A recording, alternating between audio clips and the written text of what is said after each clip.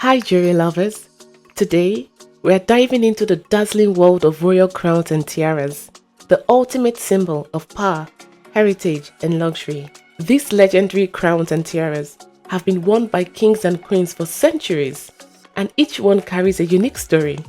From the world-famous British crowns to the ornate tiaras of the Middle East, we are taking you on an epic journey through time. Oh, and don't forget that I mentioned in my last video that I'm working on a website for this brand. It's going to be an online jewelry magazine where collectors and enthusiasts like yourself can visit for all the news, reviews, and important conversations taking place in the world of jewelry. I bet you would love it. Let me know how excited you are in the comment section below. And by the way, if you're new here, my name is Amanda and I'm building a community of jewelry collectors and lovers. If you're looking for juicy, detailed conversations about the world of high jewelry and pieces to add to your collection, and you also want to stay in the know of happenings in this sparkly world, hit that subscribe button to become a part of this family. I'm really glad you're here. Okay, let's begin. We will start our royal tour with none other than the most famous crown in the world, the British Imperial State Crown.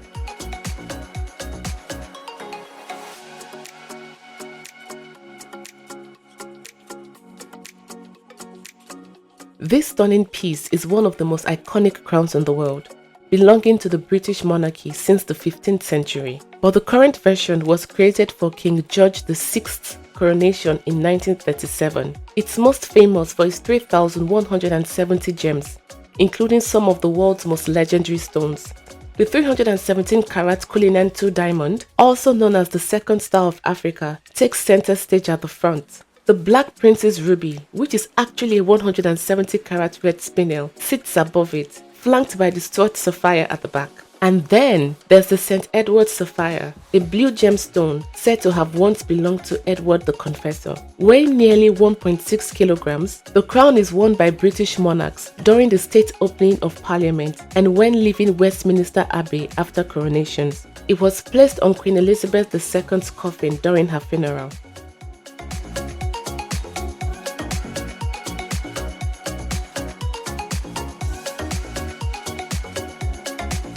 Rundell & Bridge was commissioned in 1820 to craft this diadem for the coronation of King George IV. The diadem is set with 1,333 diamonds, including a large yellow diamond in the center, and adorned with delicate floral designs representing the national symbols of the United Kingdom. Bouquet of roses, thistles, and shammocks alternate 4 cross patties on the base, representing England, Scotland, and Ireland respectively. Even though it was made for a king, this piece has become closely associated with British queens, often worn by the late Queen Elizabeth II on state occasions, including her procession to Westminster Abbey for her own coronation in 1953. The painting of the diadem has been featured on British banknotes and postage stamps.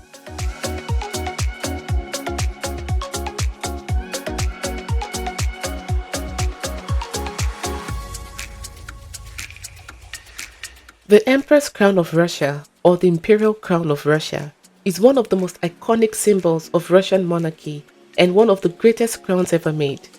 Created in 1762 for the coronation of Catherine the Great, it was designed by Jeremiah Polzia, a Swiss jeweler who worked in Russia, and remains one of the most luxurious and historically significant jewels in the world. The crown was crafted with 4,936 diamonds, weighing a total of 2,858 carats, arranged in a symmetrical pattern that reflects both imperial power and divine right. It is topped by a 105-carat spinel, one of the largest spinels in the world. Throughout Russian history, the crown was used for the coronation of Tsars, most notably for Tsar Nicholas II, the last emperor of Russia, in 1896. After the Russian Revolution in 1917, the crown was stored in the Kremlin Armory, where it still resides today as part of Russia's national treasures.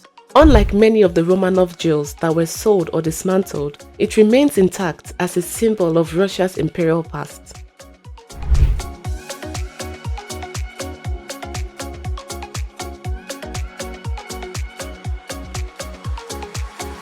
The large diamond tiara, also known as the Great Imperial Diamond Tiara, was crafted in 1825 for Empress Alexandra Fyodorovna, wife of Nicholas I. It was adorned with 500 diamonds and 113 pearls set in silver and gold, showcasing some of the finest craftsmanship of the time. The tiara was worn at important state functions and public events by various Romanov women. However, after the Bolshevik Revolution of 1917, most of the Romanov family jewels, including this tiara, were either hidden or sold off to fund the new Soviet regime. The fate of the large diamond tiara remains a mystery, but historians believed it likely ended up in private hands or was dismantled for its diamonds.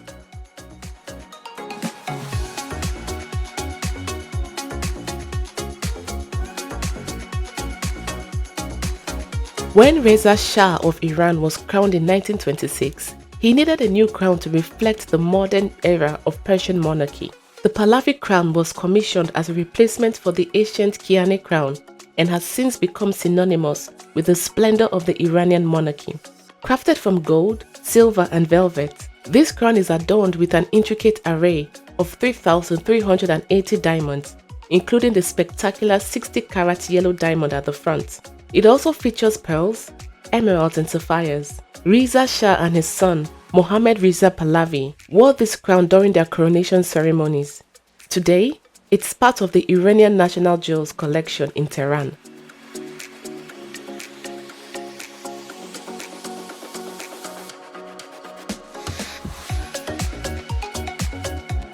A crown for a queen, but with a very modern twist. Empress Farah Pahlavi of Iran made history in 1967 as the first empress to be crowned in modern Iranian history. The creation of her extraordinary crown was overseen by the famous Parisian jeweler Van Cleef & Arpels, who worked with some of the world's most precious gems. The empress crown was made with 1,541 diamonds, 36 emeralds, 105 pearls, 34 rubies and 2 spinels, which were sourced from the Iranian treasury, a collection that dates back to the Safavid and Qajar dynasties. One of the crown's standout features is the central emerald, a stone of over 91 carats. In 1979, the Iranian Revolution led to the overthrow of the Pahlavi dynasty, and the empress and her family were forced into exile. The crown, along with the rest of the Iranian crown jewels, were left behind and now reside in the Central Bank of Iran, where it is part of a collection of national treasures, symbolizing the end of an era of monarchy in Iran.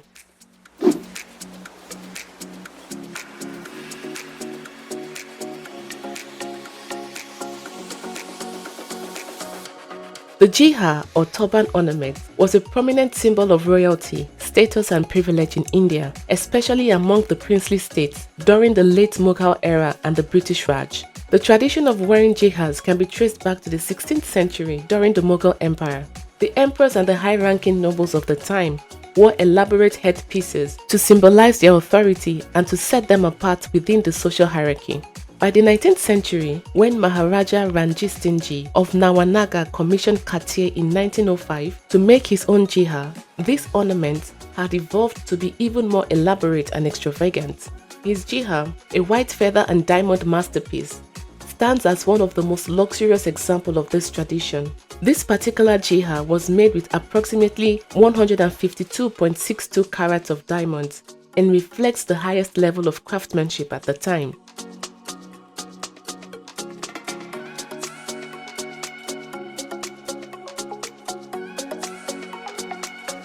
The Great Crown of Victory is one of the most important and sacred symbols of Thai royalty and was crafted in 1782 during the reign of King Rama I. Made of solid gold, the crown is 66 centimeters high and weighs 7.3 kilograms, making it one of the heaviest royal crowns in existence. During the reign of King Rama IV, diamonds were added to further enhance its magnificence. One of these additions included the Great Diamond, a large Indian cut diamond placed at the very top of the crown, representing the divine radiance of the monarchy. This crown is only worn by the king during his coronation ceremony, where he places it on his own head. No one else is allowed to place the crown on the king's head. The crown has been used in the coronations of all Thai monarchs from King Rama I to the current King Rama X, who ascended the throne in 2019.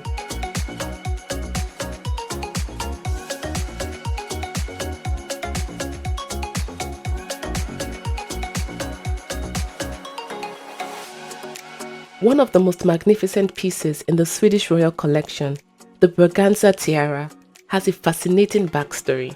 It was originally made in 1829 for Empress Emile of Brazil, the second wife of Emperor Pedro I. When the emperor decided to remarry after the death of his first wife, he bought diamonds belonging to his late wife from their children to craft this stunning tiara. This tiara, said to have been made in France, features a spectacular design of towering diamond scrolls and was part of a full parua, which included a diamond riveting, large diamond earrings, and a diamond floral brooch. However, Emile's time as Princess of Brazil was short because Pedro I abdicated in 1831 to help his daughter, Queen Mary II of Portugal, to reclaim her throne. At one point, Empress Emile was forced to pawn the Braganza tiara and other family jewels in London to finance the war that would restore her stepdaughter, Maria II, to the Portuguese throne. After Pedro I's victory, Emile was able to reclaim the tiara and she kept it in her possession until her death in 1873. Since then, the Braganza tiara has been worn by Swedish queens on important occasions, most notably by Queen Sylvia, the current Queen of Sweden, who frequently wears it for important state banquets and royal celebrations.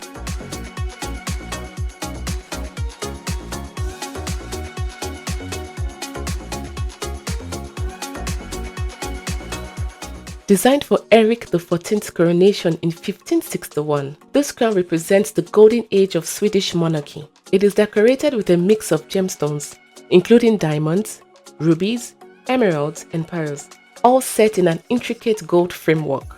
There are small figures of women around the crown, symbolizing the cardinal virtues: justice, courage, prudence, temperance, faith, hope, compassion, and patience. The crown was initially made for a Renaissance king, but its design has a timeless elegance that has kept it in use for over 450 years. It is now part of the Swedish royal regalia, and it's being kept at the Stockholm Palace Treasury.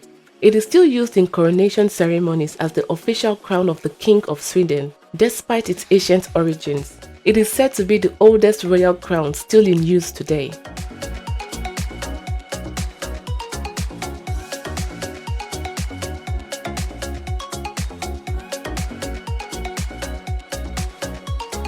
The benan crown, a traditional Japanese imperial symbol, was worn by emperors for centuries.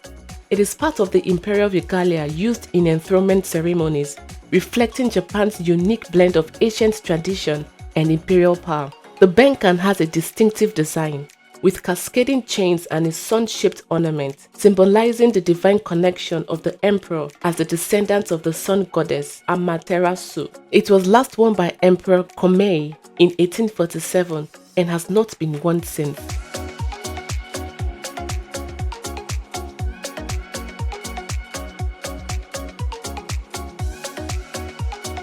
In the royal court of the Asante kingdom, the Denkiem key holds a special place of honor, representing both the material wealth and spiritual power of the Asante, that is king. This ceremonial crown, also known as the crocodile cap, is adorned with intricate gold decorations, including symbols like human jawbones, lions, and miniature enemy heads, each element representing strength, courage, and the king's ability to protect his people. However, beyond its physical beauty, this crown carries a profound spiritual meaning.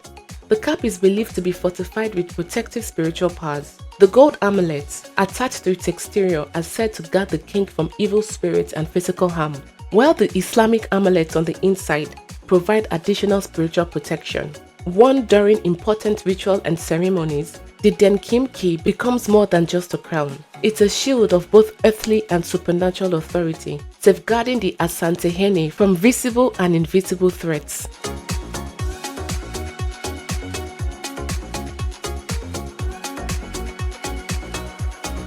A true masterpiece of royal jewelry, the Greek Ruby Parure Tiara has its origins in the 19th century when it was gifted to Queen Olga of Greece by her husband, King George I. The tiara features pigeon blood rubies that King George I of Greece gave to Queen Olga for each of their anniversaries. The tiara, part of a larger set of jewels, features stunning rubies set among diamond clusters, shaped like olive leaves, echoing ancient Greek wreaths. The parua also consists of a pair of earrings and two brooches, one with a pendant and the other without. The piece has since passed down through generations and is regularly worn by Queen Marie of Greece. Despite the Greek monarchy being abolished, the tiara remains in the royal family's possession and makes frequent appearances at royal events.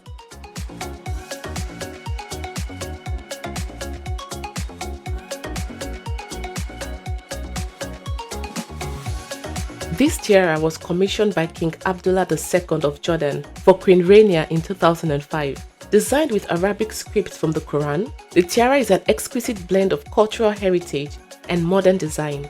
It is set with 1,300 diamonds, including a breathtaking 20-carat pear-shaped diamond at its peak. The script translates to "God is great," emphasizing the spiritual connection between the Jordanian monarchy and Islam.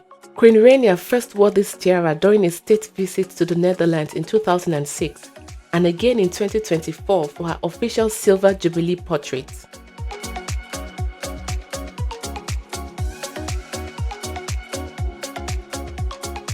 And that's a wrap on our journey through some of the world's most legendary crowns and tiaras. From the diamonds of the British crown jewels to the sacred golden cap of the Asante, these pieces are not just magnificent, they are symbols of power, history, and tradition. Would you like to take a deep dive into the crowns and tiaras of Thailand? Then click this video on the screen to watch it. I'll see you in that video. Bye-bye.